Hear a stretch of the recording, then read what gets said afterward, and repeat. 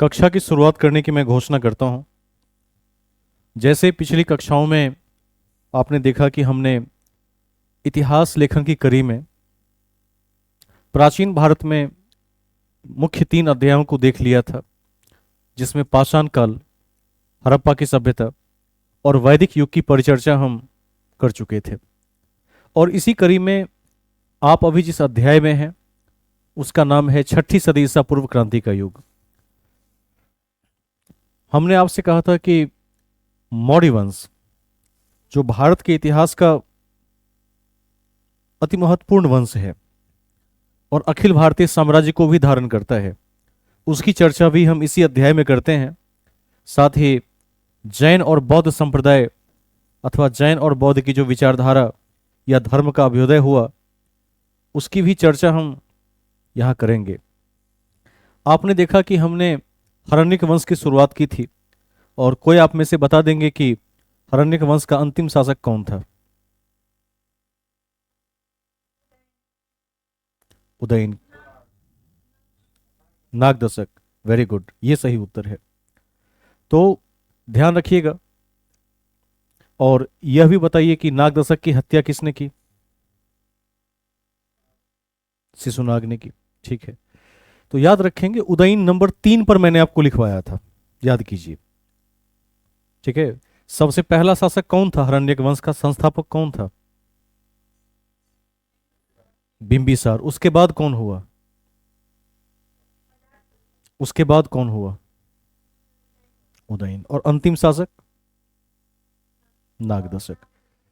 तो हम शुरू के 3 शासकों को याद रख लेंगे, और जो अंतिम शासक है वह भी हमारे परीक्षा के दृष्टिकोण से महत्वपूर्ण हो जाता है, क्योंकि किसी वंश की शुरुआत यानी सूर्योदय और किसी वंश का सूर्यास्त इतिहास के दृष्टिकोण से बड़ा महत्वपूर्ण माना जाता है। क्योंकि जब अभ्युदय होता है तो निश्चित रूप से एक बड़े बदलाव की संभावना होती है, क्रांतिकारी बदलाव सामने दृष्टिगोचर होते हैं। जब अस्त होता है तो निश्चित रूप से कोई उससे मजबूत वंश सामने आ जाता है, और इस कड़ी में आज हम शिशुनाग वंश में हैं।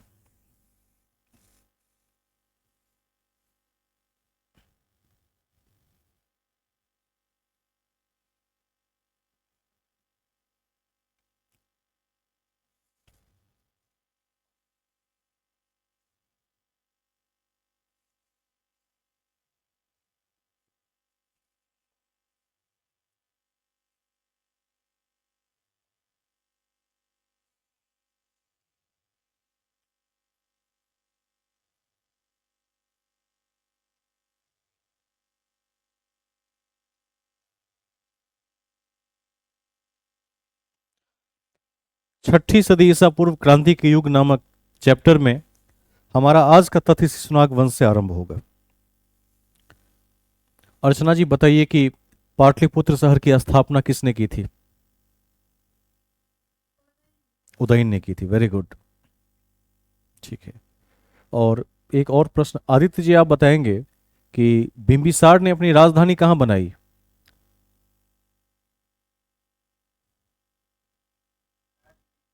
राजगृह। उसका एक और नाम क्या है?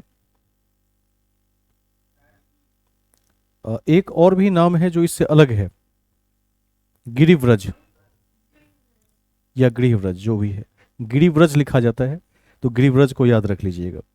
कई बार बीपीएससी ने इस प्रश्न को उठाया है, और आज आप सभी को एक खुशखबरी दे दूं कि भारत सरकार ने अर्थात केंद्र सरकार ने 8th पे कमीशन की अनुशंसा को मंजूरी दे दी है। ध्यान रखिएगा, सभी लोग वीडियो मोड में रहने का प्रयास करें। लगता है वीडियो मोड में आपका डेटा ज़्यादा लगता है क्या?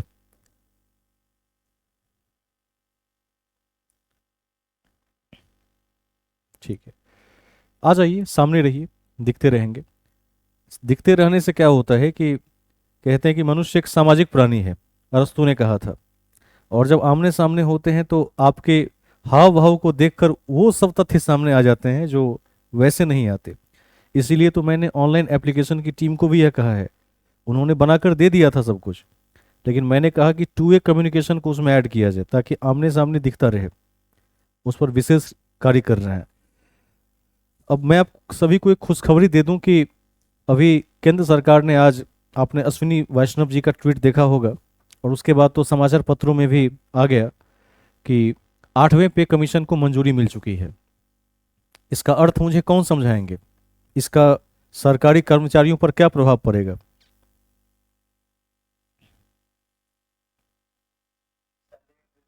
कितना बढ़ेगा? कितना प्रतिशत बढ़ेगा? नहीं मालूम है।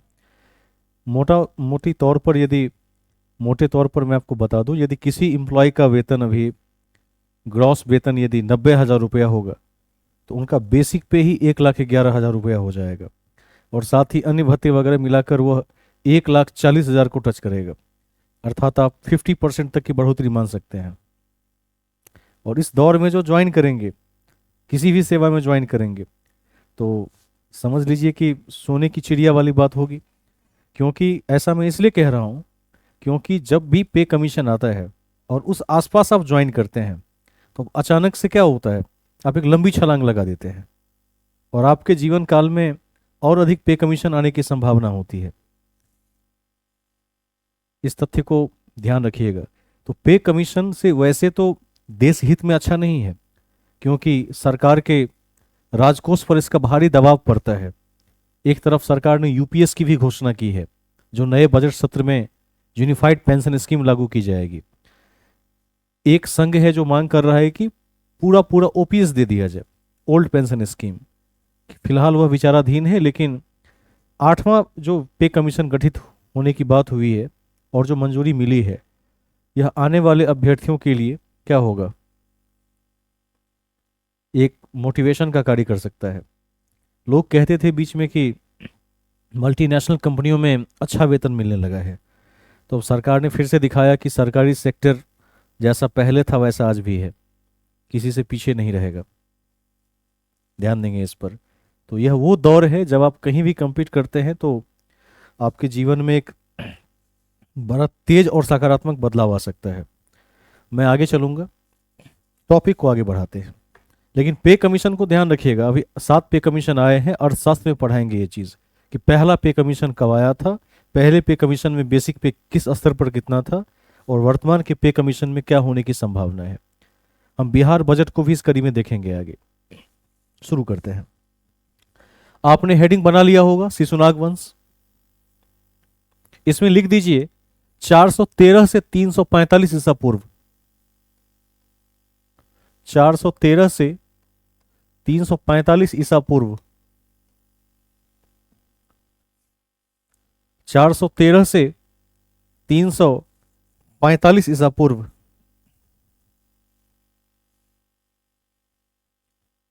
ईसा पूर्व। और नंबर 1 देकर लिखिए, पहला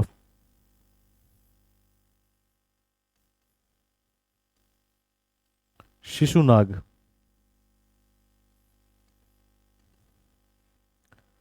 शिशुनाग।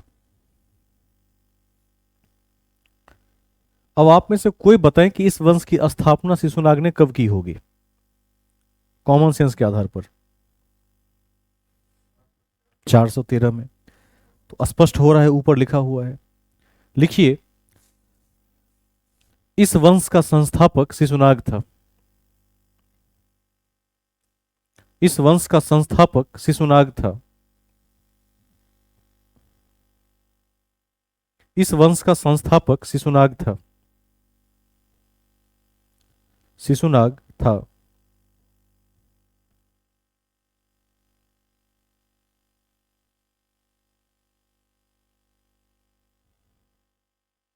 इस वंश का संस्थापक शिशुनाग था। क्लियर हुआ? नेक्स्ट पॉइंट लिखिए, शिशुनाग ने पाटलिपुत्र को राजधानी बनाया। शिशुनाग ने पाटलिपुत्र को राजधानी बनाया। पाटलिपुत्र को राजधानी बनाया।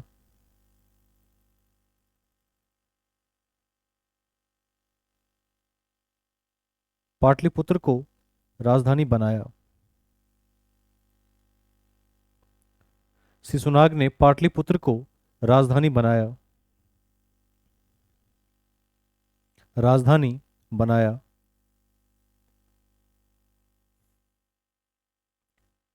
नेक्स्ट पॉइंट लिखिए, अवंती महाजनपद को, अवंती महाजनपद को साम्राज्य में मिलाया।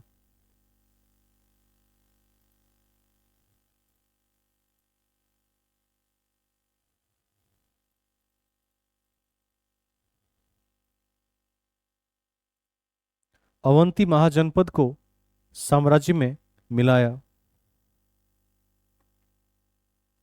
अवंती महाजनपद को साम्राज्य में मिलाया। ब्रैकेट में लिख दीजिए स्थापना 413 ईस्वी। शिशुनाग वंश के बारे में लिखवा रहा हूं। स्थापना 413 ईसा पूर्व। 413 ईसा पूर्व। 413 ईसा पूर्व। ठीक है।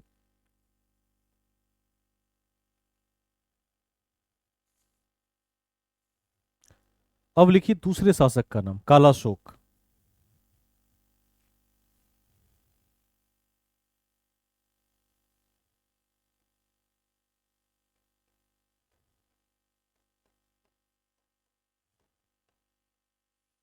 कालाशोक। कालाशोक।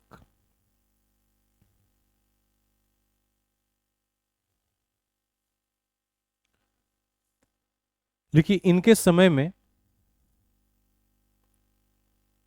समय में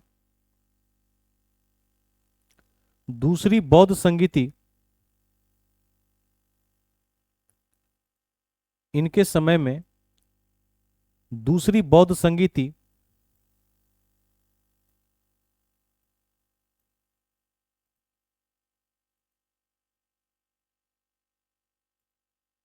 इनके समय में दूसरी बौद्ध संगीति वैशाली में हुई। वैशाली में हुई। वैशाली में हुई। ब्रैकेट में 383 ईसा पूर्व। 383 ईसा पूर्व। 383 ईसा पूर्व।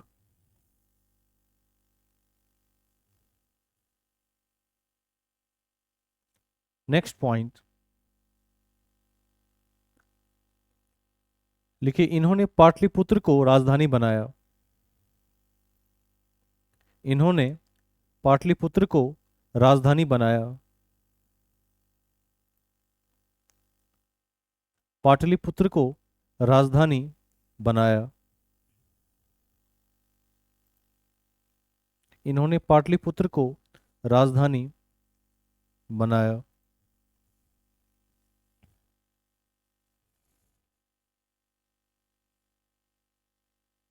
तीसरे शासक का नाम लिखिए, नंदीवर्मन।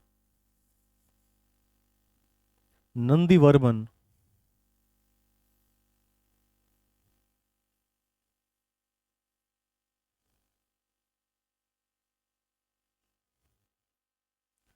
नंदीवर्मन।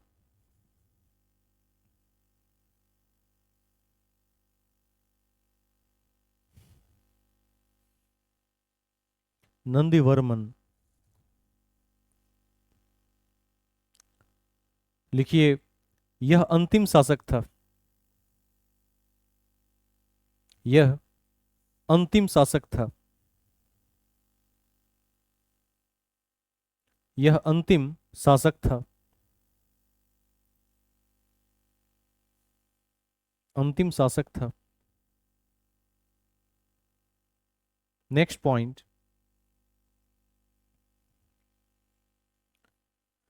लिखिए, नंदीवर्मन की हत्या कर, नंदीवर्मन की हत्या कर, हत्या कर 344 ईसा पूर्व में 344 ईसा पूर्व में 344 ईसा पूर्व में महापद्म नंद ने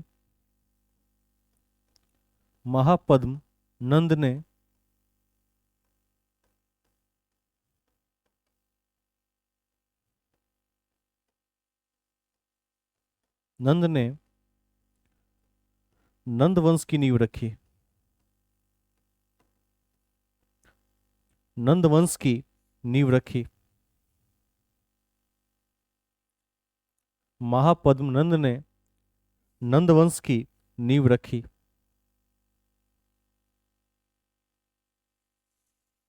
नंद वंश की नींव रखी।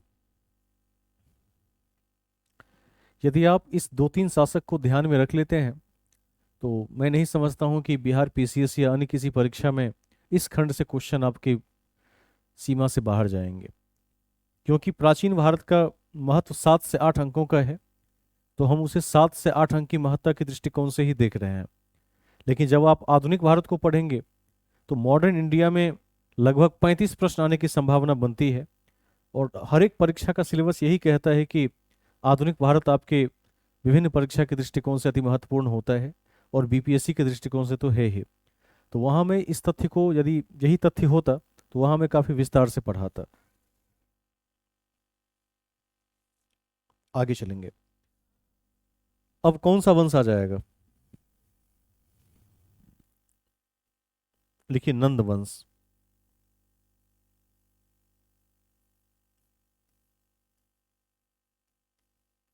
नंद वंश। अब जाहिर सी बात है कि यह जब खत्म होगा उसकी शुरुआत तभी से होगी। तो कब खत्म हुआ? 345 में। तो लिखिए 344 से 321 ईसा पूर्व।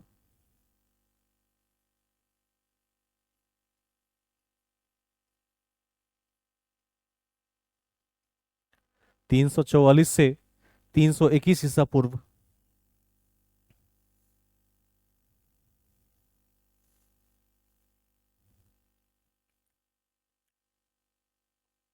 फर्स्ट पॉइंट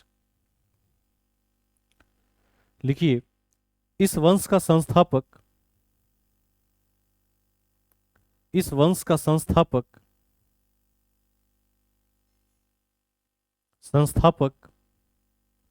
एवं एवं अति शक्तिशाली शासक के रूप में विख्यात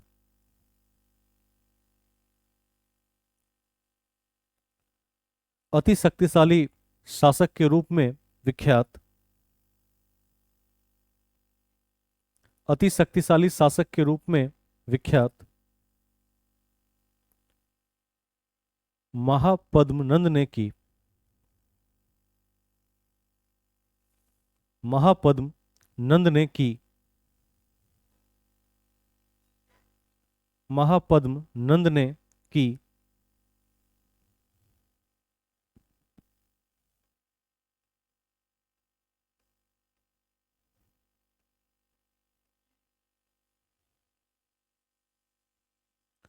ने की किसकी हत्या करके की? किसकी हत्या की इन्होंने? किसकी? नंदीवर्मन की। ठीक है, नंदीवर्मन। नंदीवर्मन किस वंश का था? शिशुनाग वंश का था। और हरण्यक वंश का अंतिम शासक कौन था? नागदशक। और हरण्यक वंश के संस्थापक कौन थे? बिंबिसार थे। अब एक आध अलग क्वेश्चन पूछ लेते हैं। अतरंजी खेला क्यों प्रसिद्ध है? 900 ईसा पूर्व में। ठीक है। और चतुर्वर्ण की व्यवस्था का उल्लेख कहां पर है? किस सूक्त के नाम से जानते हैं? पुरुष सूक्त के नाम से जानते हैं। ठीक है। वैदिक काल के किस हिस्से में बलि प्रदान को बढ़ावा मिला था? उत्तर वैदिक काल में। ये सब लिखवा दिए थे कि धर्म कर्म कांडीय हो गया था, ये मैंने लिखवा दिया था।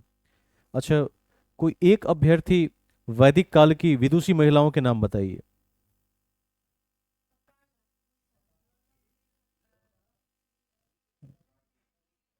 ठीक है, चलिए। लोपामुद्रा, ठीक है, हाँ। गार्गी, ठीक है। ठीक है, संज्ञान में रखिएगा, कॉपी देखते रहेंगे तो तथ्य आपके दिमाग में बना रहेगा, और संज्ञान में यदि तथ्य बने रहते हैं तो इसी के अंक मिलते हैं। मैं आगे चलूंगा, टेस्ट भी होगी बीच बीच में। अब मैं लगातार रेगुलर रहूंगा, क्योंकि अब क्योंकि मैं अपने विभाग के हिसाब से कक्षाएं लेता हूँ, लेनी भी चाहिए, क्योंकि जब छुट्टियां होती हैं तो छुट्टियों का उपयोग करते हैं। अभी छुट्टियां 6 महीने हम नहीं रहेंगे, तो क्लास ही चलेंगी, उसमें टेस्ट भी होगा, और टेस्ट लाइव होगा। सामने बैठाकर जो वीडियो मोड में रहेंगे उन्हीं को परमिशन मिलेगी, और उसमें शर्त रहेगी कि आपका प्रश्न पत्र मेरे सामने दिखना चाहिए। क्वेश्चन आपके स्क्रीन पर चलता रहेगा, और आप तेजी में उसको बनाते रहेंगे, ये सीमा रहेगी। हम आगे चलेंगे। मैं नंद वंश में था। एक तथ्य जो मैंने यहाँ लिखा है, एक राट, आपको दृष्टिगोचर हो रहा होगा, दिख रहा होगा। आप में से कोई अभ्यर्थी बताएं कि एकराट का अर्थ क्या होता है।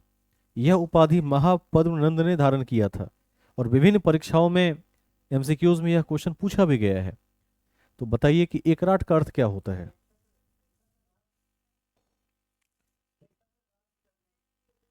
हाँ, ये सही उत्तर है।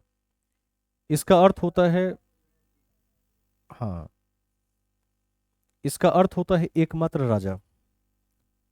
एकमात्र राजा वही है, एक छत्र सम्राट। महापद्मनंद इतने शक्तिशाली थे कि उन्होंने स्वयं को एकमात्र राजा की संज्ञा दी कि मैं ही राजा हूं, मेरे अलावा जो है वो राजा नहीं है। ठीक है, लिख लीजिए। लिखिए, इन्होंने,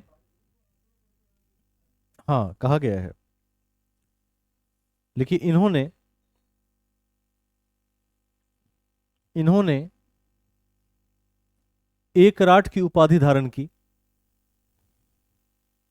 इन्होंने एकराट की उपाधि धारण की। एकराट की उपाधि धारण की, जिसका अर्थ होता है एकमात्र राजा। जिसका अर्थ होता है एकमात्र राजा। इन्होंने एकराट की उपाधि धारण की, जिसका अर्थ होता है एकमात्र राजा।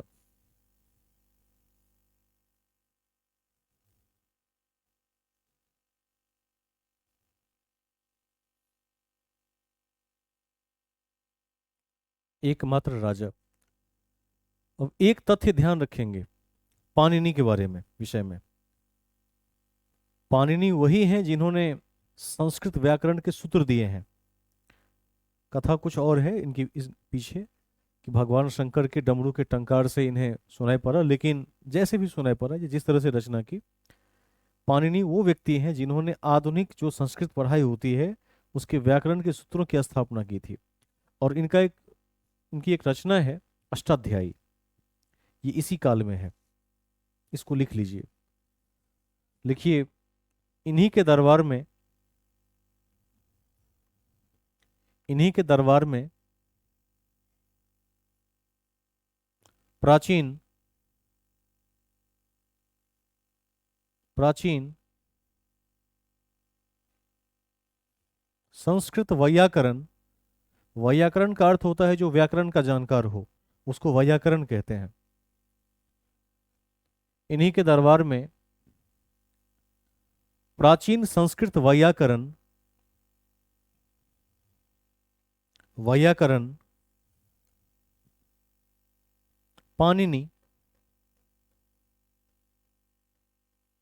पाणिनि रहा करते थे।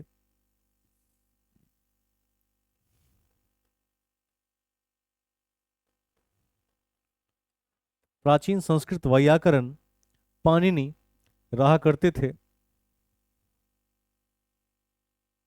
पाणिनि रहा करते थे जिन्होंने अष्टाध्यायी लिखा। जिन्होंने अष्टाध्यायी लिखा। जिन्होंने अष्टाध्यायी लिखा। अष्टाध्यायी लिखा। ठीक है। अब कोई बताएं कि ये जो अष्टाध्यायी लिखा, इसके टीके का नाम क्या है और किसने लिखा? किसने लिखा? पतंजलि ने लिखा। तो इसको भी ध्यान रख लीजिएगा, सही उत्तर है। टीका समझते हैं ना, टीका क्या होता है?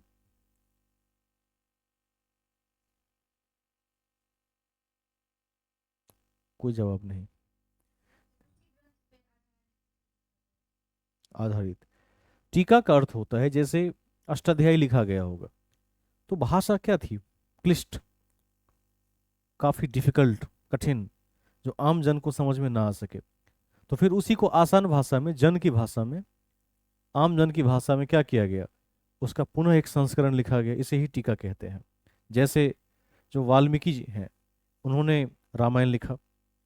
तो जब रामायण संस्कृत में लिखा गया था, लेकिन बाद में जब जनमानस की भाषा में लिखने की बात हुई, जब संस्कृत सामान्य बोलचाल की भाषा नहीं रह गई, तो उसके बाद तुलसीदास जी ने उसको क्या किया है, रामचरितमानस के रूप में उसका टीका लिखा है, जो लोकल लैंग्वेजेस में है।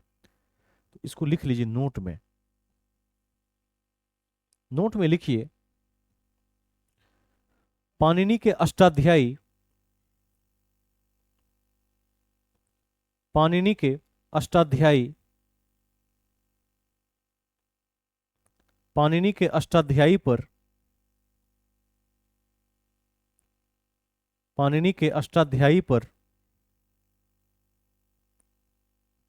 पतंजलि ने, पतंजलि ने टीका के रूप में, पतंजलि ने टीका के रूप में, टीका के रूप में महाभाष्य लिखा। महाभाष्य लिखा।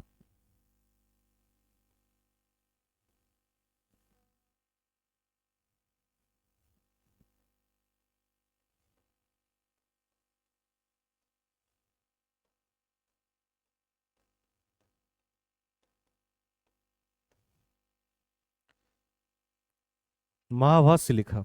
महाभाष्य लिखा। ठीक है। अब ज्योति कुमारी जी बताइए कि ये जो पतंजलि हैं, यह किनके समय के थे रचनाकार? इस राजवंश के समय?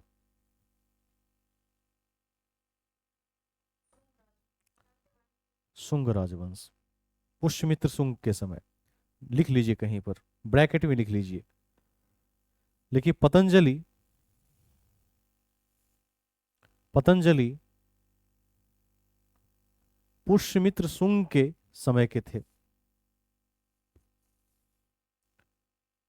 पुष्यमित्र शुंग के समय के थे या समकालीन थे, अच्छा शब्द है।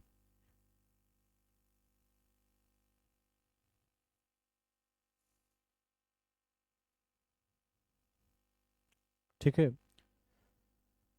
क्योंकि जब, जिस समय पाणिनि ने इसकी रचना की, तो पाणिनि के काफी बाद ये आए होंगे। और वैसे भी टीका बाद में ही लिखी जाती है। ठीक है, इसको ध्यान रख लीजिएगा। अब लिखिए हेडिंग में घनानंद।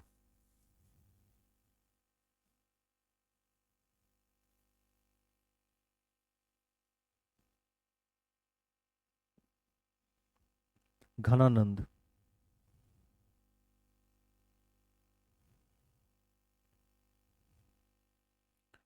लिखिए, यह इस वंश का अंतिम शासक हुआ।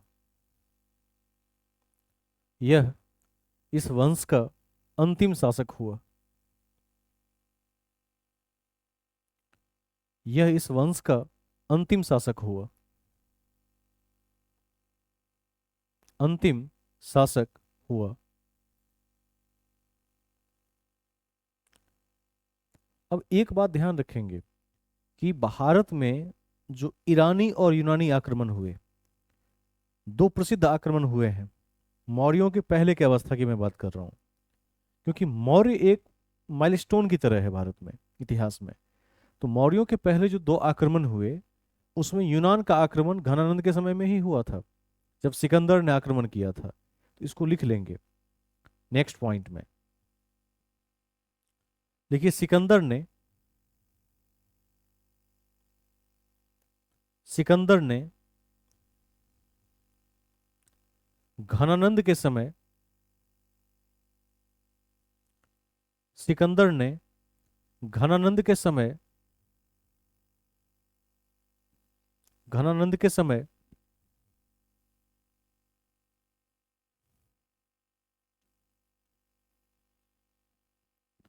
326 ईसा पूर्व में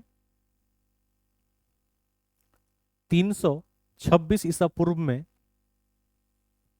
भारत पर आक्रमण किया।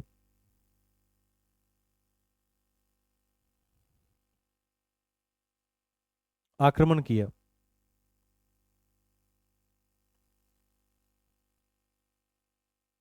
नेक्स्ट पॉइंट,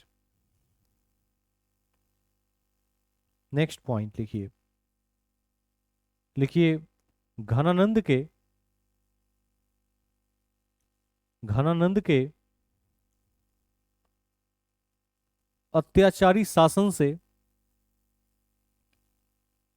घनानंद के अत्याचारी शासन से अत्याचारी शासन से मुक्ति मुक्ति मुक्ति तक्षशिला से शिक्षा प्राप्त तक्षशिला से शिक्षा प्राप्त तक्षशिला से शिक्षा प्राप्त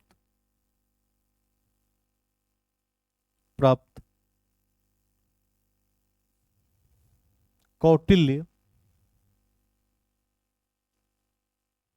कौटिल्य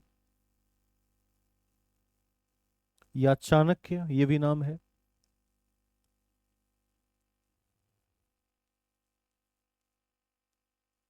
या विष्णुगुप्त।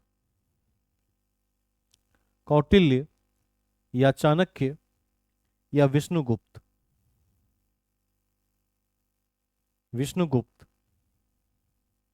ने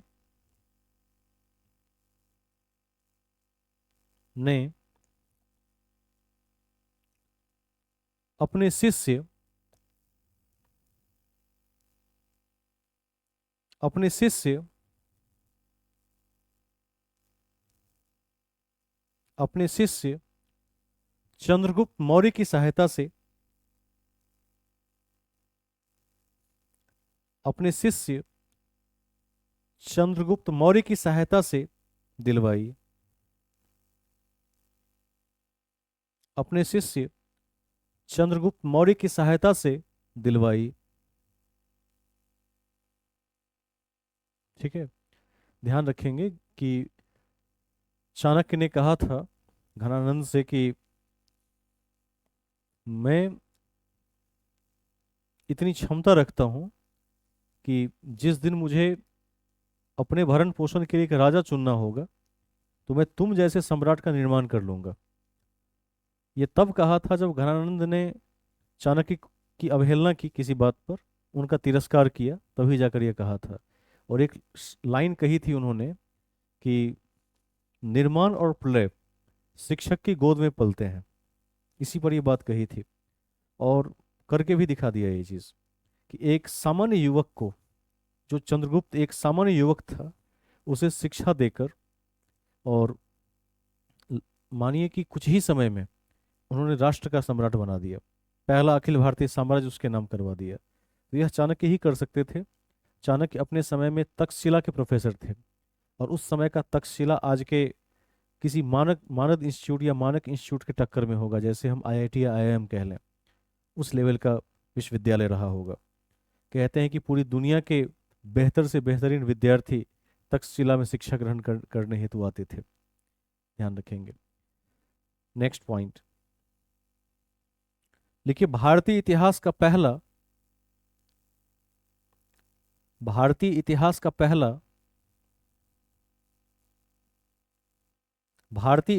पहला अखिल भारतीय राजवंश,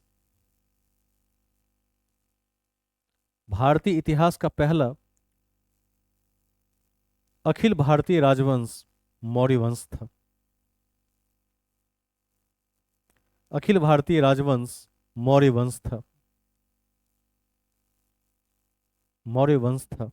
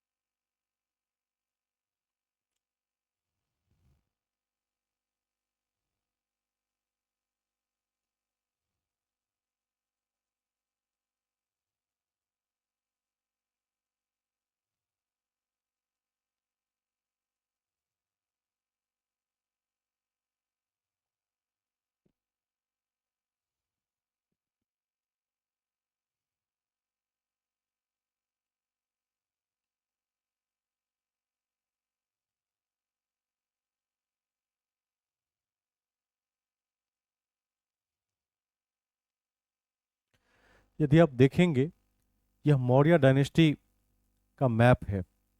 मैं उम्मीद करता हूं कि आप सभी को दिख रहा होगा।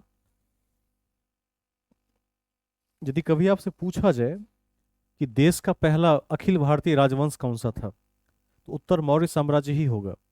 और मौर्य साम्राज्य के वास्तविक जो संस्थापक हैं वो चाणक्य ही हैं। वैसे पहला शासक चंद्रगुप्त मौर्य है, लेकिन चाणक्य ने ही सारी कूटनीतिक चालें चली और घनानंद के अत्याचारी शासन से देश को मुक्ति दिलवाई थी। इस तथ्य को ध्यान में रखेंगे। और जब मैं अखिल भारतीय साम्राज्य की चर्चा करता हूं तो ध्यान रखिएगा, ठीक है, एक बार ध्यान रखेंगे कि आज का जो भारत है वो कहाँ तक है। तो आज का भारत आपको इस रेंज तक दिखेगा। ये देखिए, ये आज का भारत है।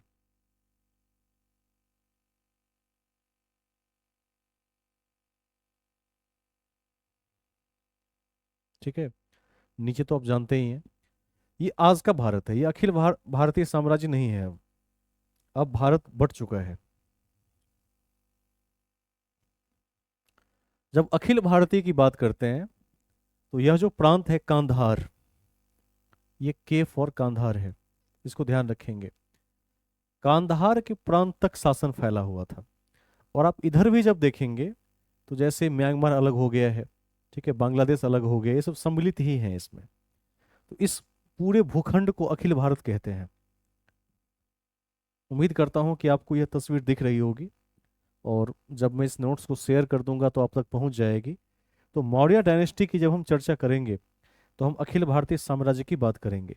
और बीपीएससी ने कई बार, बीपीएससी, बिहार एसएससी, रेलवे और अन्य परीक्षाओं ने भी कई बार इस प्रश्न को उठाया है कि पहला अखिल भारतीय साम्राज्य कौन सा था, तो वो मौर्य साम्राज्य था। लगभग पूरे भूखंड पर विस्तार था, कोई क्षेत्र छूटा नहीं है। इसको ध्यान में रखिएगा। मैं आगे चलूंगा। अब इसका एक भाग दो है। अब भाग दो क्या है? तो यूनानी और ईरानी जो आक्रमण हुए उसकी चर्चा भी हम इसी पृष्ठभूमि में कर लेंगे, जो मौर्य की पहले की अवस्था की बात है। उसके बाद हम मौर्य साम्राज्य की तरफ रुख करेंगे। तो आप कॉपी में लिखेंगे भाग दो, हेडिंग में भाग दो।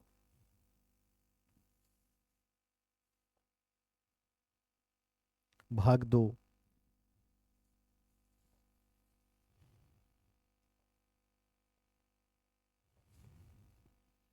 लिखिए, भारत पर विदेशी आक्रमण,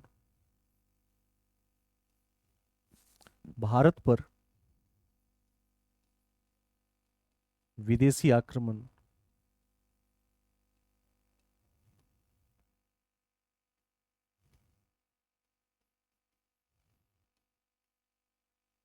भारत पर विदेशी आक्रमण। ठीक है।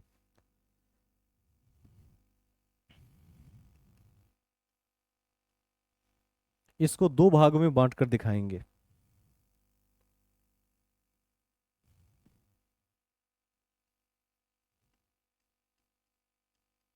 पहला हो जाएगा ईरानी आक्रमण। ठीक है, ईरानी आक्रमण। और दूसरा हो जाएगा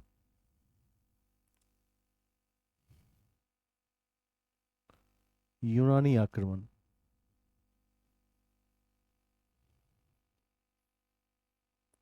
यूनानी आक्रमण।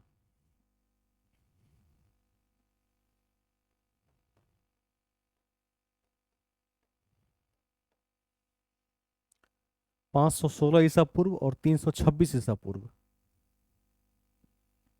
326 ईसा पूर्व। ठीक है, दो भाग हो जाएंगे इसके।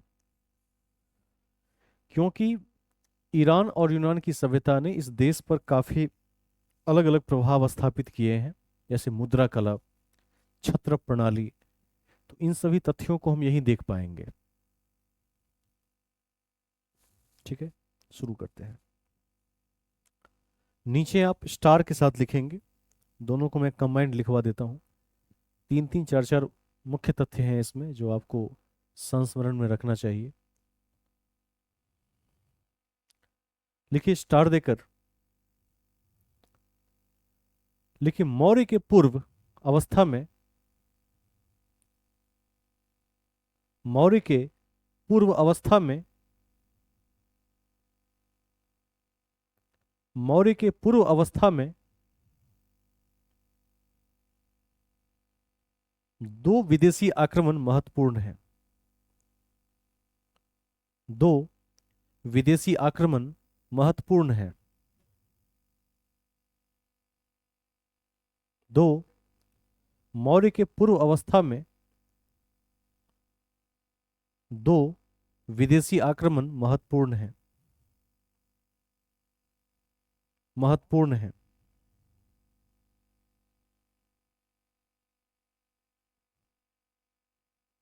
लिखिए पॉइंट नंबर 1।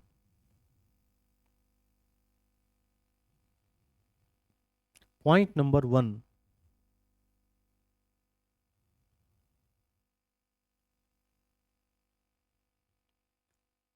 लिखिए भारत पर पहला विदेशी आक्रमण। भारत पर पहला विदेशी आक्रमण, पहला विदेशी आक्रमण, भारत पर पहला विदेशी आक्रमण 516 ईसा पूर्व, 516 ईसा पूर्व, 516 ईसा पूर्व में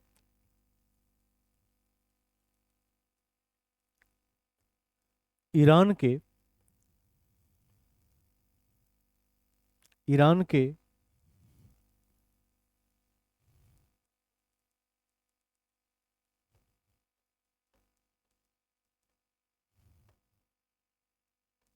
ईरान के हखामनी वंश,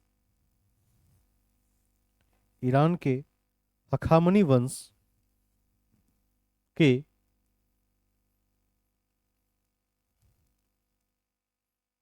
डेरियस प्रथम, ईरान के हखामनी वंश के डेरियस प्रथम,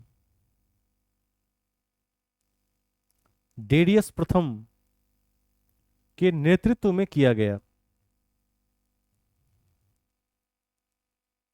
के नेतृत्व में किया गया। डेरियस प्रथम के नेतृत्व में किया गया।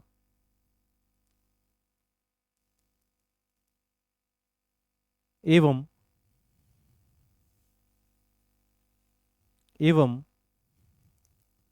कंबोज को, कंबोज पढ़ा दिया है मैंने, कंबोज को छूट गया। देखिए, भारत पर पहला विदेशी आक्रमण 516 ईसा पूर्व में ईरान के हखामनी वंश के डेरियस प्रथम के नेतृत्व में किया गया। डेरियस प्रथम के नेतृत्व में किया गया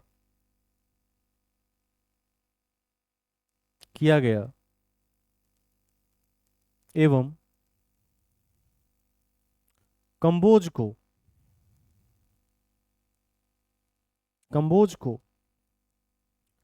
20वें क्षेत्र के रूप में स्थापित किया गया। कंबोज को 20वें क्षेत्र के रूप में स्थापित किया गया। 20वें क्षेत्र के रूप में स्थापित किया गया। ठीक है।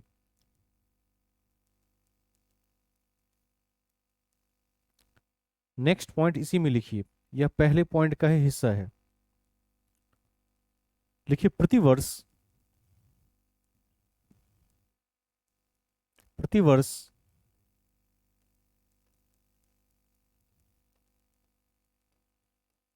प्रतिवर्ष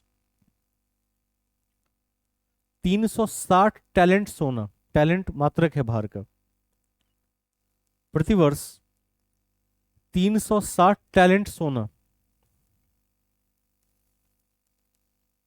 360 टैलेंट सोना राजस्व के रूप में प्राप्त होता था। राजस्व के रूप में प्राप्त होता था। प्रतिवर्ष 360 टैलेंट सोना राजस्व के रूप में प्राप्त होता था।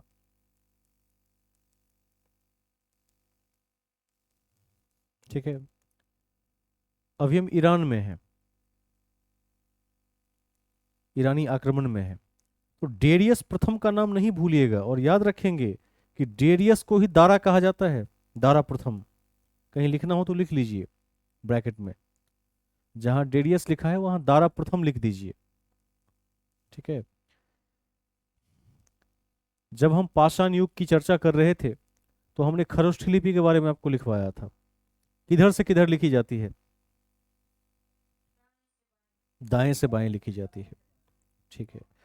और मैंने यह भी बता दिया था, या शायद शायद लिखवा दिया था, कि हमने ईरानियों से यह प्राप्त किया है। अभी उसको लिख लीजिए, यदि छूट भी गया हो तो अभी लिख लीजिए। लिखिए, ईरानियों से ईरानियों से संबंध होने के कारण, ईरानियों से संबंध होने के कारण,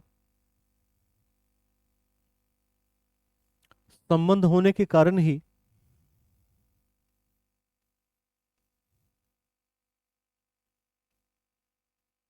कारण ही खरोष्ठी लिपि खरोष्ठी लिपि का विकास हुआ। खरोष्ठी लिपि का विकास हुआ। खरोष्ठी लिपि का विकास हुआ जो दाईं से बाईं ओर लिखी जाती है, जो दाईं से बाईं ओर लिखी जाती है।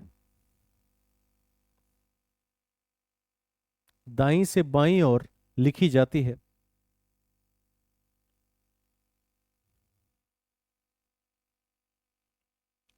तो ये जो पहला खंड है, नंबर 1 जो आपने लिखा है, वह ईरानियों के विषय में है। अब लिखिए पॉइंट नंबर 2। पॉइंट नंबर 2,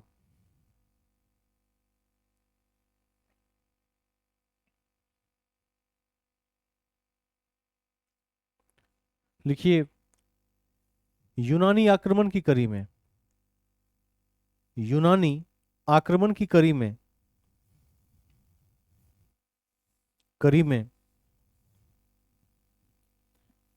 यूनानी आक्रमण की कड़ी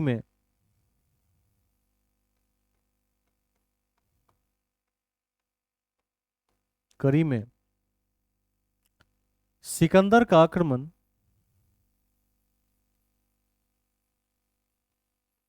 सिकंदर का आक्रमण आक्रमण ब्रैकेट में 326 ईसा पूर्व, सिकंदर का आक्रमण महत्वपूर्ण है। सिकंदर का आक्रमण महत्वपूर्ण है, महत्वपूर्ण है, जिसके गुरु का नाम डैश था, क्या था? अरस्तु, एरिस्टोटल। और सिकंदर को इंग्लिश में क्या कहते हैं? एलेक्जेंडर। तो एलेक्जेंडर के गुरु कौन थे? एरिस्टोटल। सिकंदर के गुरु कौन थे? अरस्तु। तो जिनके गुरु का नाम अरस्तु था, अरस्तु था, ठीक है। अब कोई जवाब दीजिए कि सिकंदर का सामना भारत में किसके साथ और कहां हुआ?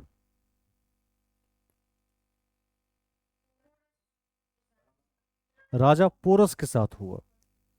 किस युद्ध के नाम से जानते हैं? हाइडेस्पीज का युद्ध। और वितस्ता या झेलम के तट पर लड़ा गया था, जिसमें पोरस की हार हो गई थी। लेकिन ध्यान रखिएगा, पोरस हार गया था, उसके बाद भी सिकंदर ने पोरस की जीती हुई जमीनें वापस लौटा दी थी। और इस कड़ी में एक कथा मैं आपको सुना देता हूँ।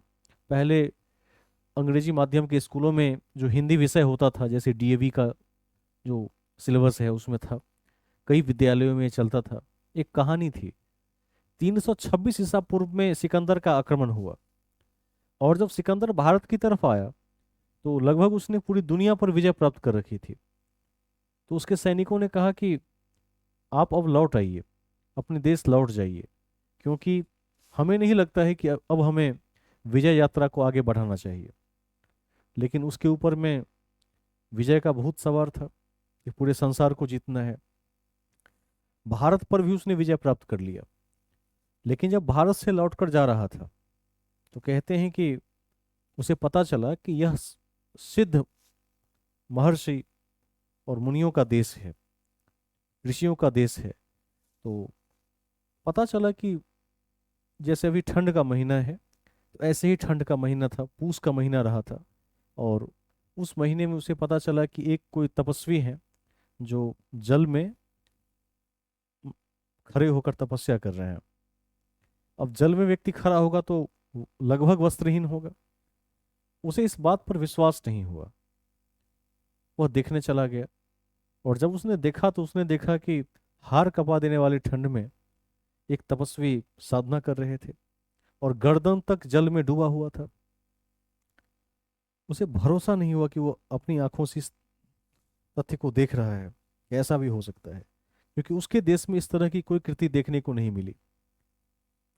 गया, उनसे संपर्क की स्थापना की, और हाथ में राजा था तो निश्चित तौर पर स्वागत करने ही गया होगा।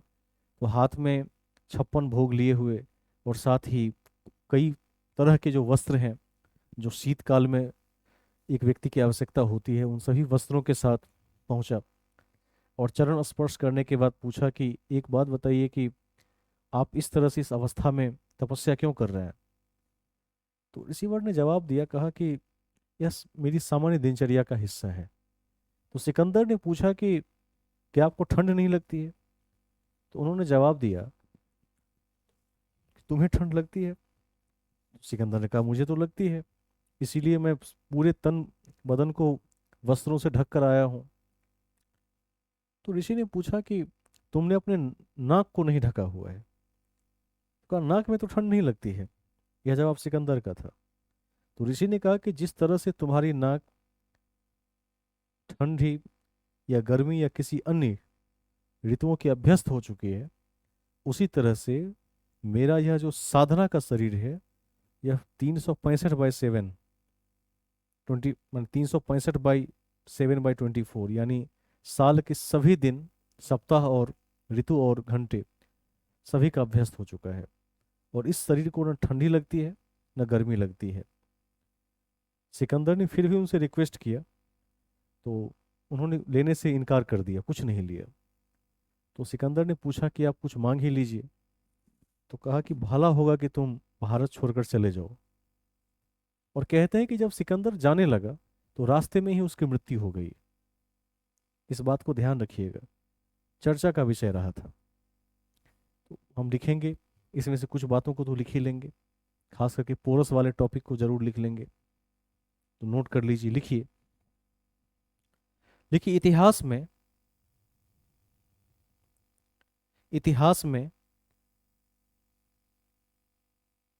326 ईसा पूर्व में,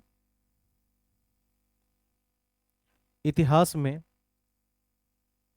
326 ईसा पूर्व में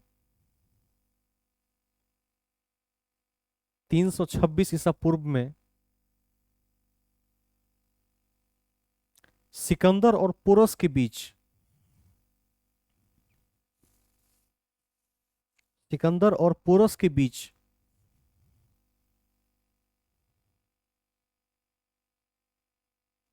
सिकंदर और पोरस के बीच 326 ईसा पूर्व में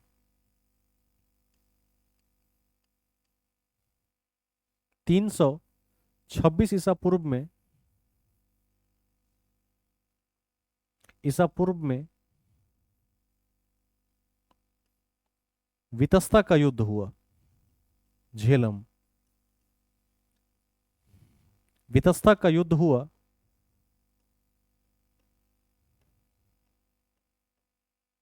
जिसे हाइडेस्पीज का युद्ध भी कहते हैं,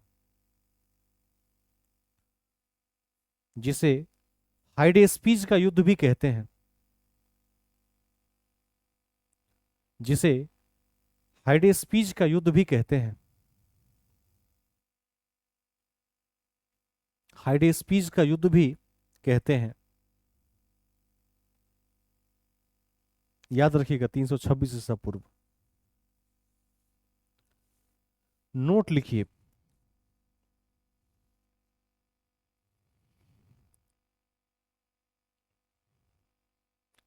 देखिए, सिकंदर के घोड़े का नाम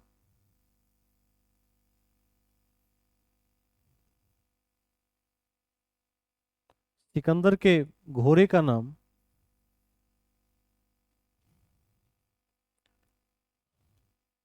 ब्यूसेफेलस था।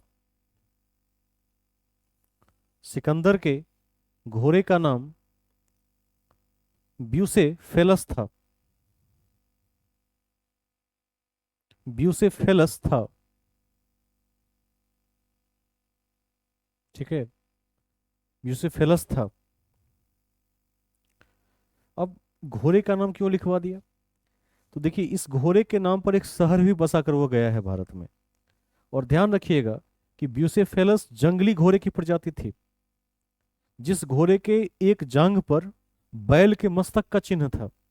इसको वैसे ही याद रख लीजिए, वीरता का प्रतीक। और इस घोड़े को चलाने में या संभालने में अच्छे अच्छे घुड़सवार डरते थे। बहुत एक्सपर्ट घुड़सवार की जरूरत थी, क्योंकि ये बड़ा ही खतरनाक घोड़ा था। और इतिहास में जितने भी युद्ध सिकंदर ने जीते, उन सभी महत्वपूर्ण युद्धों में इस घोड़े की अहम भूमिका रही। वैसे भारत में आने के बाद मारा गया, वापस नहीं जा सका। ठीक है, लेकिन ध्यान रखिएगा कि इसके पूर्व के जितने भी युद्ध हुए, उसमें इस घोड़े ने अहम भूमिका निभाई है। जैसे चेतक, जो महाराणा प्रताप का घोड़ा था, उससे भी अव्वल घोड़ा था। तभी कहते हैं कि ब्यूसेफेलस प्रजाति का था। तो इसमें एक लाइन जोड़ दीजिए, लिखिए, यह एक जंगली घोड़ा था, यह एक जंगली घोड़ा था, जंगली घोड़ा था जिससे अच्छे अच्छे घुड़सवार डरते थे।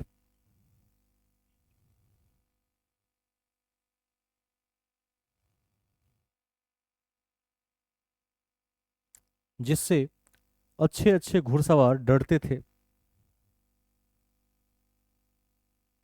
डरते थे।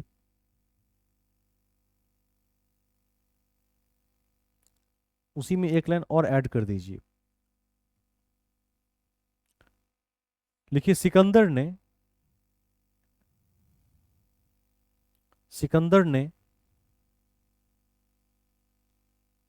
झेलम नदी के किनारे, झेलम नदी के किनारे, सिकंदर ने झेलम नदी के किनारे, किनारे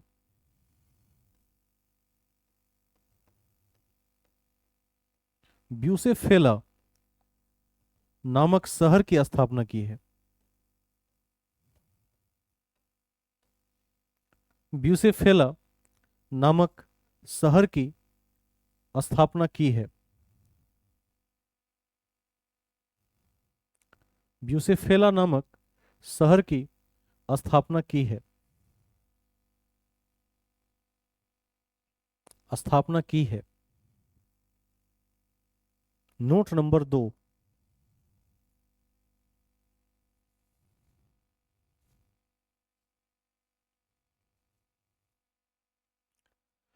लेकिन सिकंदर ने सिकंदर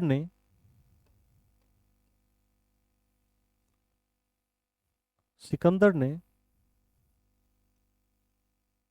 तक्षशिला के शासक,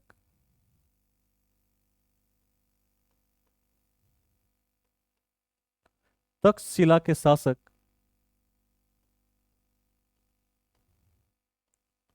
आम्भी को भी पराजित किया। आम्भी, तक्षशिला के शासक आम्भी को भी पराजित किया।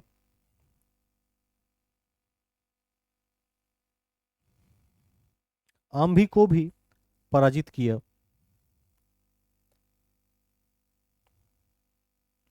ठीक है। अब ध्यान रखिएगा कि आम्भी को इतिहास का पहला गद्दार शासक कहा जाता है। इतिहास का पहला गद्दार शासक, खास करके भारतीय इतिहास में। क्यों कहते हैं, कौन बताएंगे?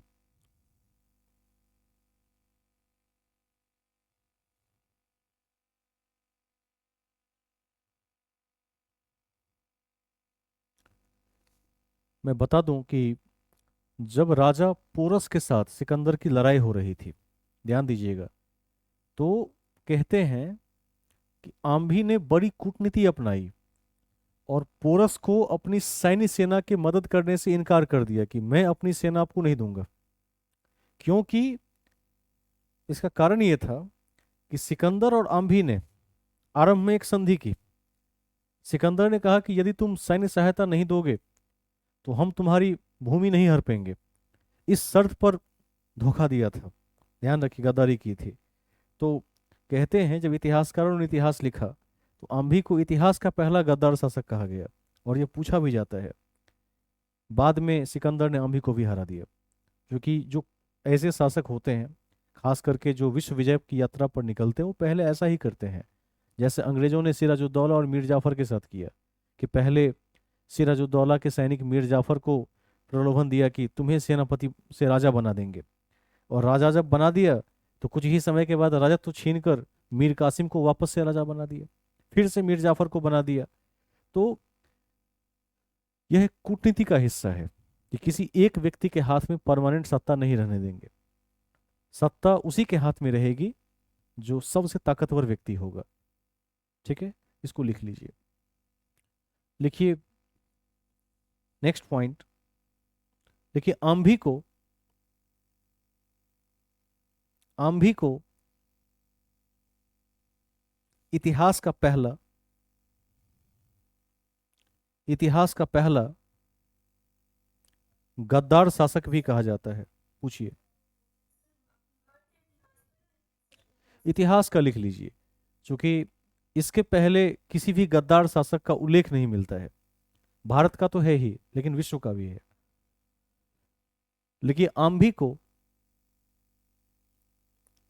इतिहास का पहला गद्दार शासक भी कहा जाता है।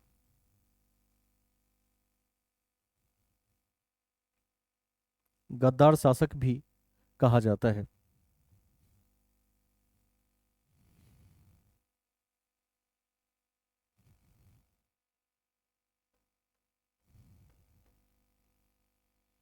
पहला गद्दार शासक भी कहा जाता है।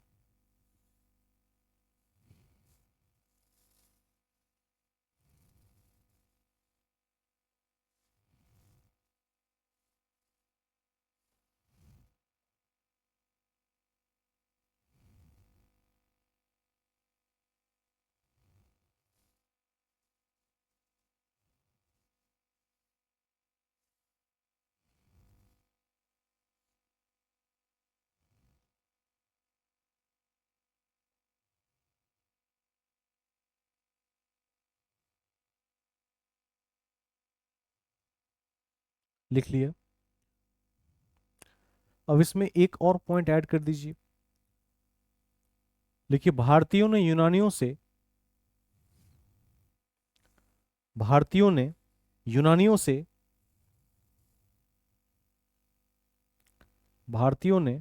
यूनानियों से यूनानियों से मुद्रा प्रणाली एवं मुद्रा प्रणाली एवं मुद्रा प्रणाली एवं एवं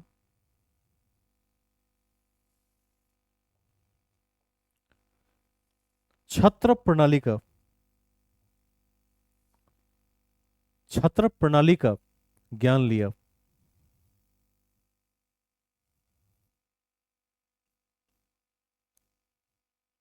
मुद्रा प्रणाली एवं छत्र छत्र प्रणाली का ज्ञान लिया।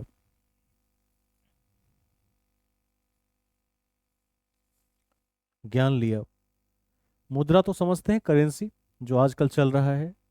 छत्र प्रणाली का अर्थ क्या होता है, कौन बताएंगे? छत्र।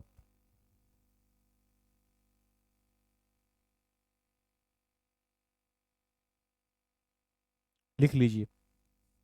लिखिए हेडिंग में, छत्र प्रणाली।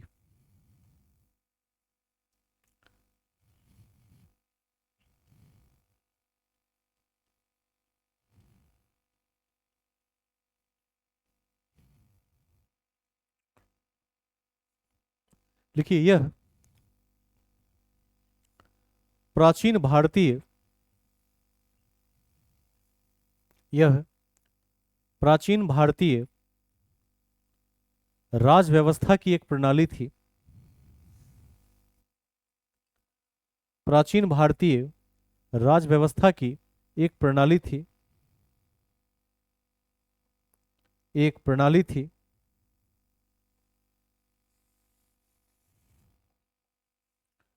जिसमें जिसमें राज्यों को राज्यों को प्रांतों में बांटा गया था। राज्यों को प्रांतों में बांटा गया था।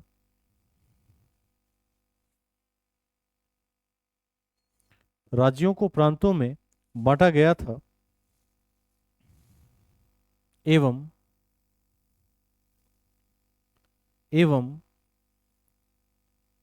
हर प्रांत का एक सैन्य गवर्नर होता था।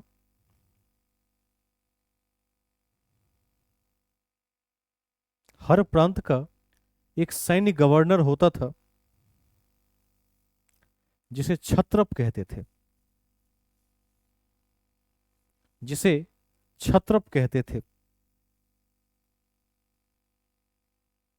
जिसे छत्रप कहते थे।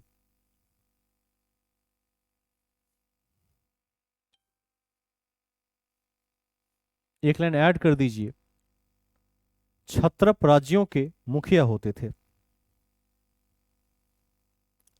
छत्रप राज्यों के मुखिया होते थे। छत्रप राज्यों के मुखिया होते थे।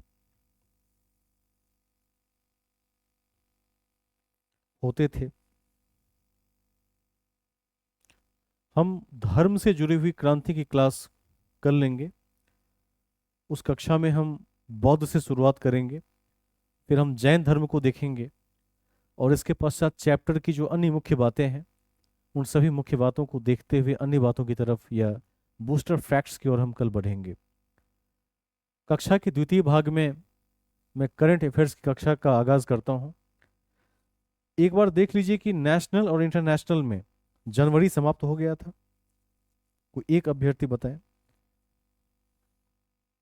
जनवरी 2023 हम लिख चुके थे।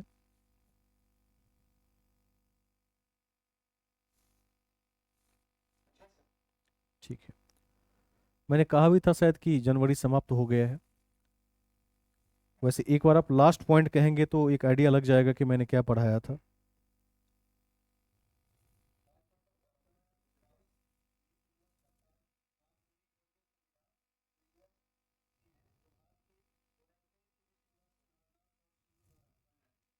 ठीक है, जनवरी समाप्त हो गया है।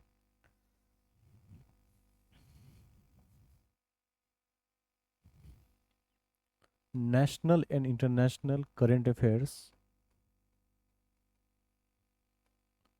फरवरी 2023।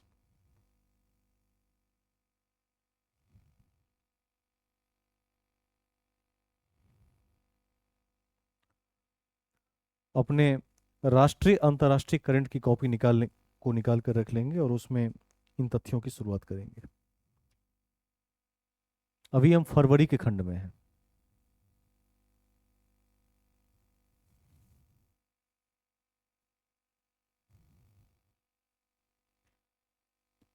दस मुख्य बातें लिखेंगे और 10 बातों के साथ क्लास की समाप्ति की जाएगी। लिखिए, अति महत्वपूर्ण है कि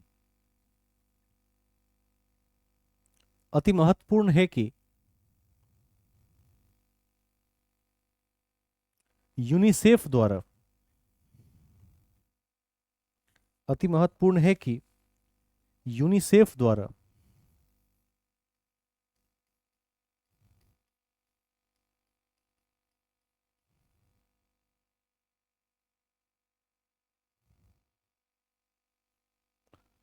यूनिसेफ द्वारा भारत में, ये दृष्टिगोचर नहीं हो रहा है तो दोबारा मैं लिख देता हूं। यूनिसेफ द्वारा भारत में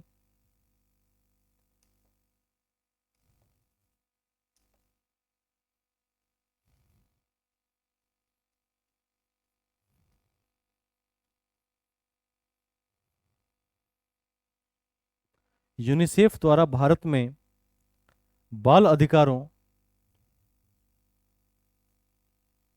बाल अधिकारों के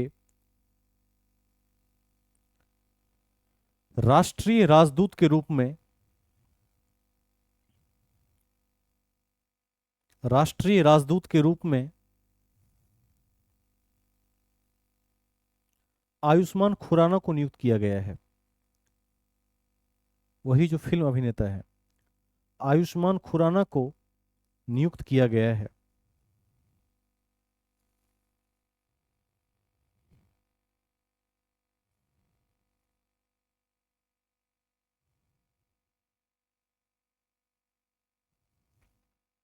ठीक है, क्या बनाया गया है इनको? बाल अधिकारों का राष्ट्रीय राजदूत। मैंने कहा भी था कि यदि जीएस में जैसे मानव अधिकार होते हैं, बाल अधिकार होते हैं, करंट की मैं बात कर रहा हूँ, जैसे महिला से जुड़ा हुआ कोई महत्वपूर्ण अधिकार है अथवा कोई अमेंडमेंट हो गया है, या किसी क्षेत्र में देखिएगा कि जो वृद्ध हैं उनको लेकर कोई नई योजना आई है, तो ये सभी समसामयिकी आपके वर्तमान परीक्षा के दृष्टिकोण से अति महत्वपूर्ण माने जाते हैं। तो हमने अभी लिखा कि यूनिसेफ ने हाल ही में भारत में बाल अधिकारों के राष्ट्रीय राजदूत के रूप में आयुष्मान खुराना को नियुक्त किया है। इसको ध्यान रखिएगा, ये बार बार पूछा जाएगा। नेक्स्ट पॉइंट, मुझे आप में से कोई अभ्यर्थी जवाब दीजिए कि अभी किस संघ ने, एक संघ है चर्चा में रहता है, ने कहा है कि 2035 तक डीजल इंजन और पेट्रोल इंजन के कारों की बिक्री बंद कर दी जाएगी और इलेक्ट्रिक वाहन को बढ़ावा दिए जाने का यह प्रयास शुरू किया गया। किस संघ ने कहा है? यूरोपीय संघ। इसको ध्यान रखिएगा, लिखिए लिखिए। यूरोपीय संघ ने औपचारिक रूप से, यूरोपीय संघ ने औपचारिक रूप से गैस और डीजल कारों पर प्रतिबंध लगा दिया है। गैस और डीजल कारों पर प्रतिबंध लगा दिया गया है, प्रतिबंध लगा दिया है, प्रतिबंध लगा दिया है। गैस और डीजल कारों पर प्रतिबंध लगा दिया है। ब्रैकेट में 2035 से प्रभावी, 2035 से प्रभावी, प्रभावी।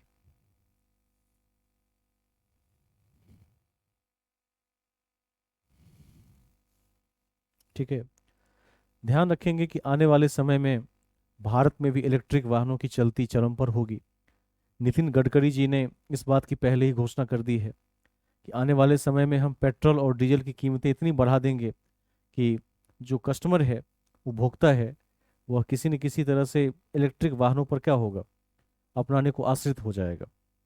डीजल और पेट्रोल काफ़ी महंगे होंगे, क्योंकि सरकार एकाएक किसी चीज़ को बंद नहीं कर सकती है। तो एक अच्छा तरीका होता है कि मूल्यवर्धन कर दे और जिस चीज़ को अपनाना है उसमें क्या करे, ऑफर्स ला दे, बहुत सारे वैकल्पिक सुविधाएं उपलब्ध करा दे, तो जनता उसी की तरफ आकृष्ट हो जाती है। इसको ध्यान रखेंगे। आने वाले समय में जो गाड़ियां होंगी वह बिना गियर के टेक्नोलॉजी पर होगी। जैसे भी टाटा टियागो ने अभी हाल ही में जो कार लॉन्च किया है, इलेक्ट्रिक कार, उसमें आप देखेंगे कि गियर है ही नहीं और टॉय कार की तरह वेरी स्मूथली रोड पर रन करता है। खास करके जिस तरह से शहरों में, शहर तो छोड़िए, गाँव में भी जिस तरह से जाम की समस्या, ट्रैफिक जैम की समस्या बढ़ती जा रही है, उसमें बिना गियर वाली जो गाड़ियां हैं वह अधिक उपयोगी सिद्ध हो रही हैं, खास करके जब हम बम्पर टू बम्पर ड्राइविंग करते हैं। इसको ध्यान रखिएगा। नेक्स्ट पॉइंट लिखिए, उल्लेखनीय है कि, उल्लेखनीय है कि संयुक्त राष्ट्र सामाजिक विकास आयोग के, संयुक्त राष्ट्र सामाजिक विकास आयोग के, सामाजिक विकास आयोग के 62वें सत्र के लिए, 62वें सत्र के लिए भारत को अध्यक्ष के रूप में चुना गया है। भारत को अध्यक्ष के रूप में चुना गया है।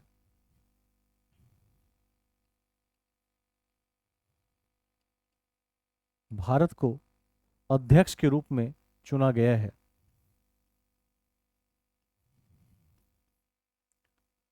भारत को अध्यक्ष के रूप में चुना गया है।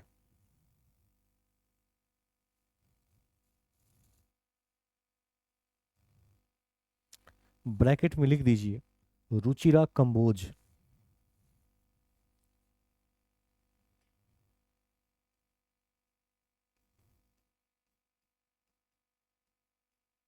रुचिरा कंबोज। यह भारतीय विदेश सेवा की अधिकारी है, ध्यान रखिएगा, जो इसकी अध्यक्षता करेंगे। रुचिरा कंबोज, नाम याद रख लेंगे, परीक्षा में पूछा जा सकता है। लिखिए, पहली G20,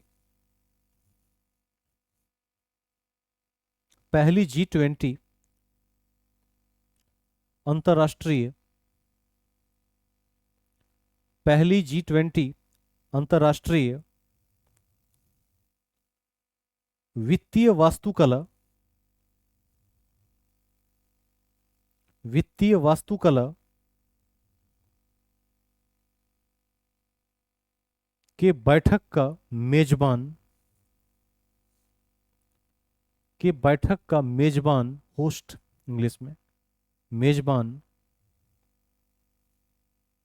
चंडीगढ़ है, चंडीगढ़ है।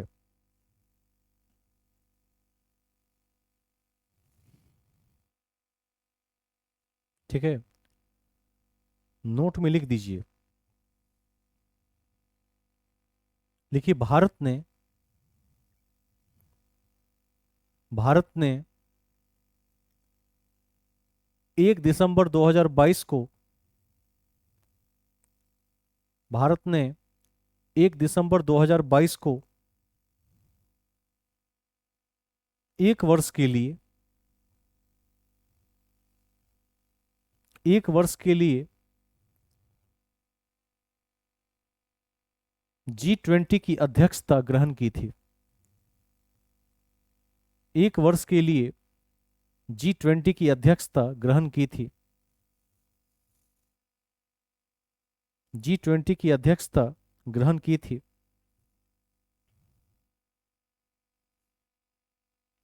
ठीक है, अगला पॉइंट लिखिए, आगामी परीक्षा की दृष्टि से महत्वपूर्ण है कि, आगामी परीक्षा की दृष्टि से महत्वपूर्ण है कि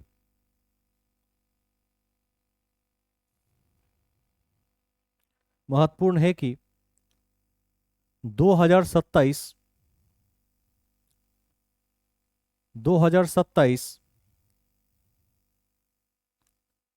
एशियाई कप फुटबॉल, एशियाई कप फुटबॉल, एशियाई कप फुटबॉल की मेजबानी, की मेजबानी सऊदी अरब करेगा, की मेजबानी सऊदी अरब करेगा, सऊदी अरब करेगा।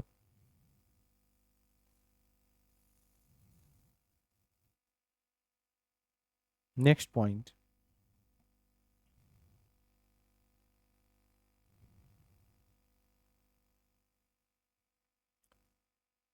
लिखिए, खेलो इंडिया, खेलो इंडिया यूथ गेम्स में, खेलो इंडिया यूथ गेम्स में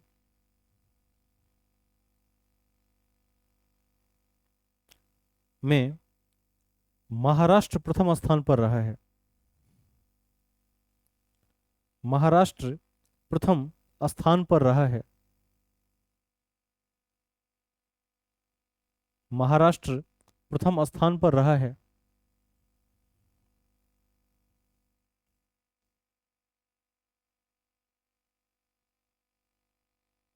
नेक्स्ट पॉइंट, वीवीए करके लिखेंगे, वेरी वेरी इंपॉर्टेंट। देखिए, 15वें ब्रिक्स शिखर सम्मेलन, ब्रिक्स, 15वें ब्रिक्स शिखर सम्मेलन, सम्मेलन 2023 का मेजबान, 2023 का मेजबान डरबन था, ब्रैकेट में दक्षिण अफ्रीका, डरबन था, डरबन, डरबन था। ब्रैकेट में दक्षिण अफ्रीका।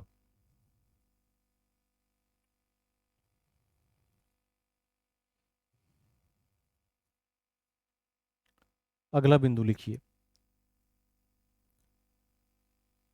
लिखिए अंतर्राष्ट्रीय ऊर्जा एजेंसी, अंतर्राष्ट्रीय ऊर्जा एजेंसी, अंतर्राष्ट्रीय ऊर्जा एजेंसी की वार्षिक रिपोर्ट के अनुसार, अंतर्राष्ट्रीय ऊर्जा एजेंसी की वार्षिक रिपोर्ट के अनुसार अनुसार 2025 तक 2025 तक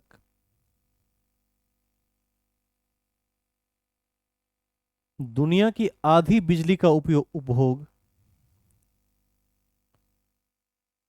दुनिया की आधी बिजली का उपभोग एशिया करेगा, एशिया करेगा।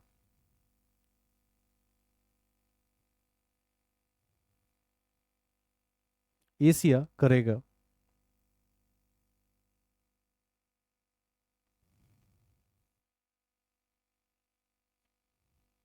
ठीक है। वैसे भी दुनिया का एक बहुत बड़ा हिस्सा एशिया में ही निवास करता है। आधी से अधिक आबादी एशिया के पास ही है। इसको ध्यान रखेंगे। नेक्स्ट बिंदु, अगला पॉइंट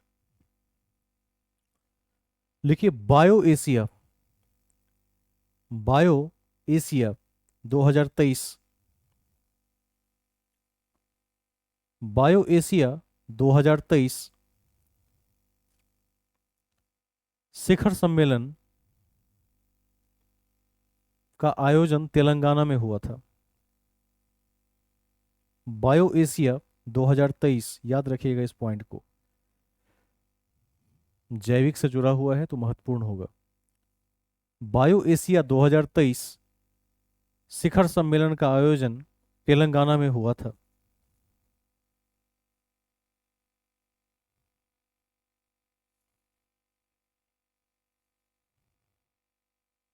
ठीक है। ये तारक हैं जो मंत्री हैं, ठीक है, इस विभाग के, जो खास करके इस विभाग के नहीं है बल्कि आईटी मंत्री हैं के तारक, उन्होंने ही इसका उद्घाटन किया था तेलंगाना में। ब्रैकेट में लिख दीजिए उद्घाटक के तारक, उद्घाटक के तारक आईटी मंत्री।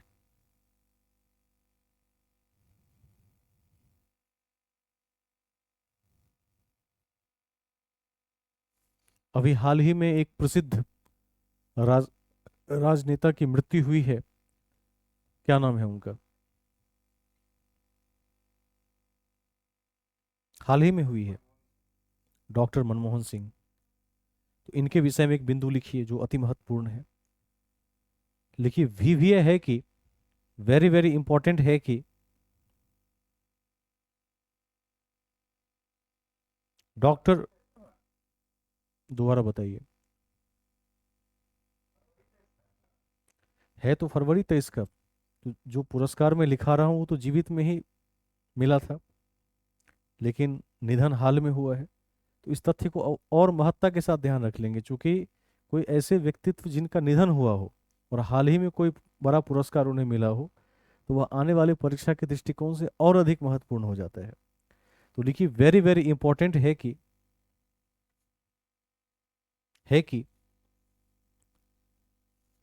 डॉक्टर मनमोहन सिंह को, मनमोहन सिंह को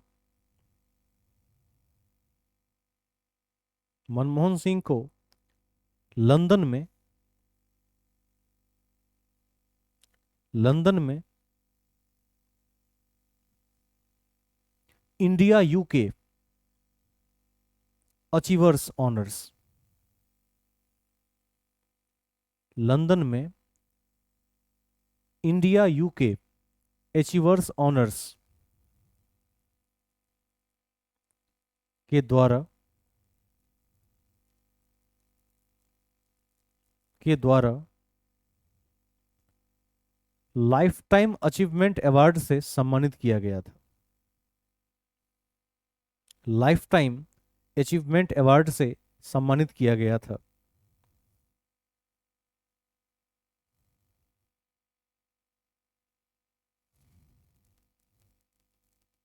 ब्रैकेट में लिख दीजिए, आर्थिक और राजनैतिक जीवन में योगदान हेतु। आर्थिक और राजनैतिक जीवन में योगदान हेतु।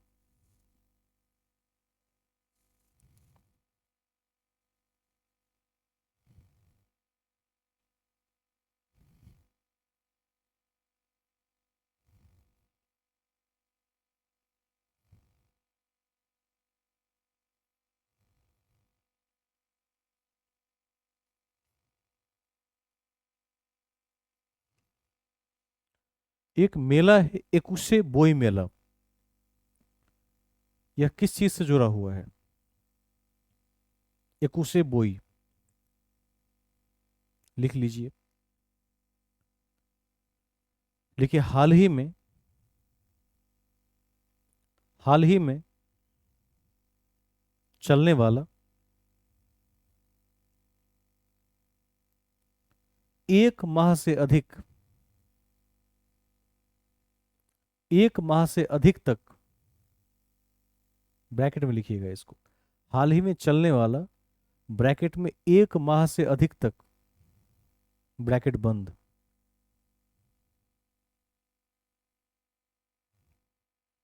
एकुशे बोई मेला, एकुशे बोई मेला, एकुशे बोई मेला एक पुस्तक मेला था, एक पुस्तक मेला था जो बांग्लादेश में चला, जो बांग्लादेश में चला।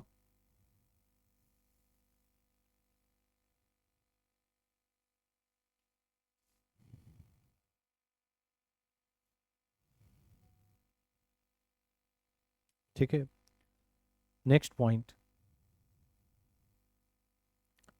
लिखिए, फिजी, फहर्षिकर जदर्घिकर, फिजी की राजधानी सुवा में, राजधानी भी याद रख लेंगे, फिजी की राजधानी सुवा, सुवा में, सहर्षुकर वो आकर सुवा में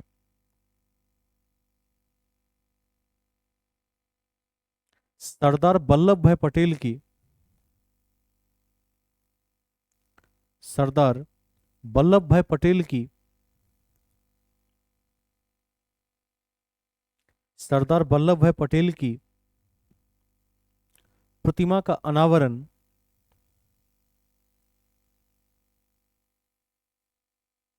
प्रतिमा का अनावरण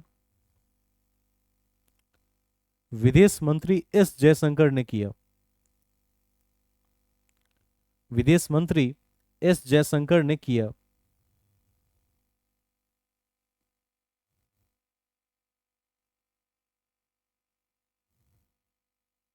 ठीक है, एस जयशंकर ने किया। नेक्स्ट पॉइंट लिखिए, एनएमडीसी, एनएमडीसी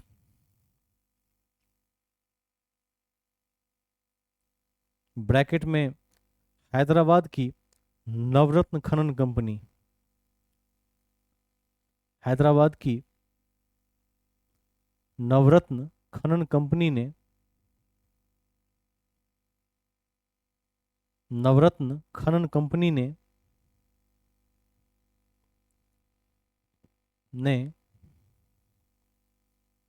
निकहत जरीन, निकहत जरीन को अपना ब्रांड एम्बेसडर चुना है, निकहत जरीन को अपना ब्रांड एम्बेसडर चुना है।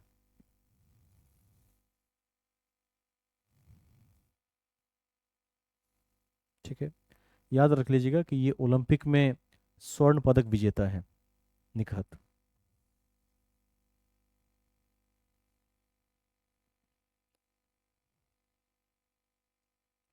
नेक्स्ट पॉइंट लिखिए, क्रिकेटर मुरली विजय ने क्रिकेटर मुरली विजय ने मुरली विजय ने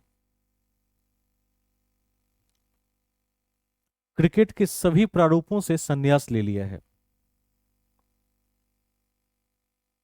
क्रिकेट के सभी प्रारूपों से संन्यास ले लिया है।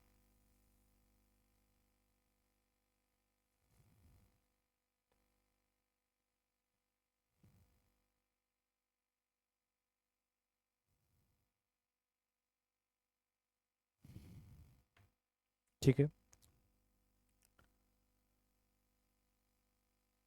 देखिए वर्तमान में भारतीय वायुसेना के प्रमुख विवेक चौधरी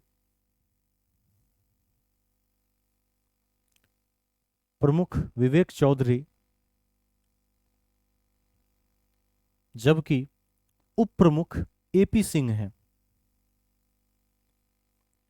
उप प्रमुख एपी सिंह हैं।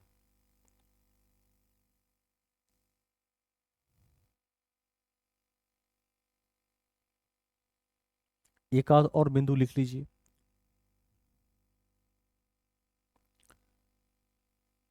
लिखिए वेरी वेरी इंपॉर्टेंट, वीविया लगा देंगे। लिखिए भारत के लिखिएगा, भारत के मॉडल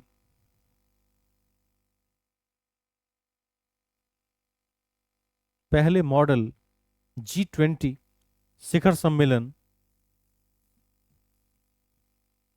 G20 शिखर सम्मेलन का उद्घाटन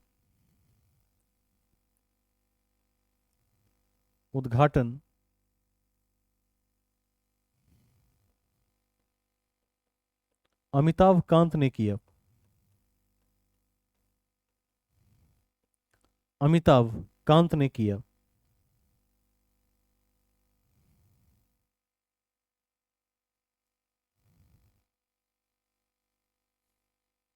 ठीक है, आपसे पूछ सकता है कि भारत के पहले मॉडल G20 के शेरपा कौन थे, तो शेरपा कौन होंगे? उद्घाटक को ही शेरपा कहा जाता है, तो शेरपा होंगे अमिताभ कांत। इसको याद रख लेंगे। नेक्स्ट पॉइंट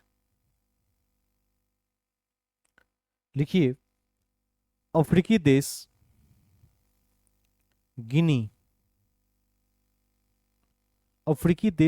के नए पीएम के रूप में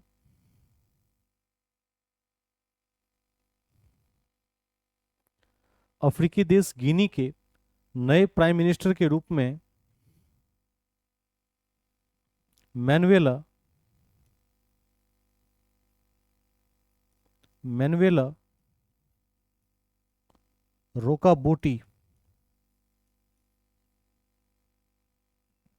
मैनुएला रोकाबोटी को नियुक्त किया गया है।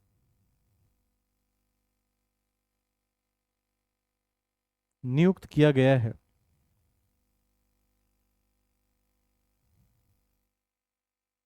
नियुक्त किया गया है।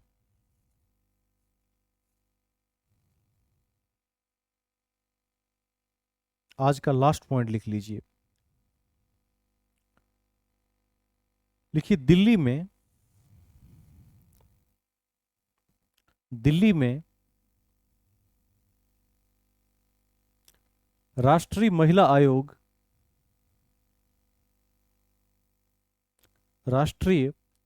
आयोग के 31वें स्थापना दिवस को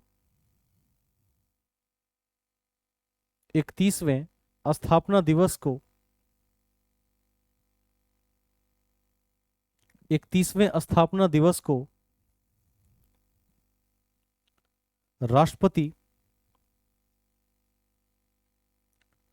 राष्ट्रपति द्रौपदी मुर्मू ने संबोधित किया है।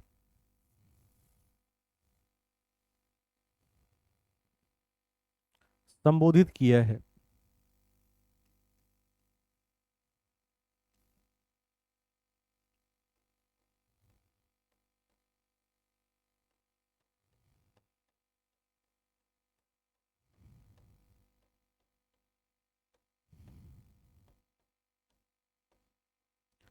लिखिए, कार्यक्रम का नारा था, कार्यक्रम का नारा था, सशक्त नारी सशक्त भारत। सशक्त नारी सशक्त भारत। सशक्त भारत।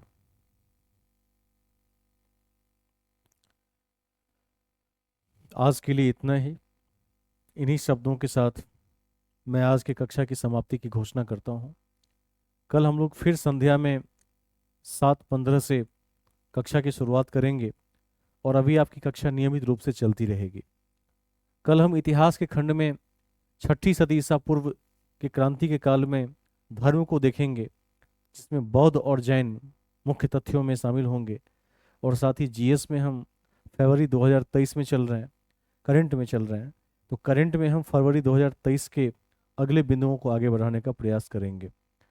आपका कार्य होगा कि आपका होमवर्क रहेगा कि आप सभी तथ्यों को याद करेंगे और बार बार प्रैक्टिस में बने रहेंगे, ताकि यदि इस मध्य कोई परीक्षा आती है तो वहाँ भी आपकी compete करने की संभावना दूसरों से अधिक होगी। सभी को शुभ रात्रि। आप ग्रुप से लेफ्ट हो सकते हैं।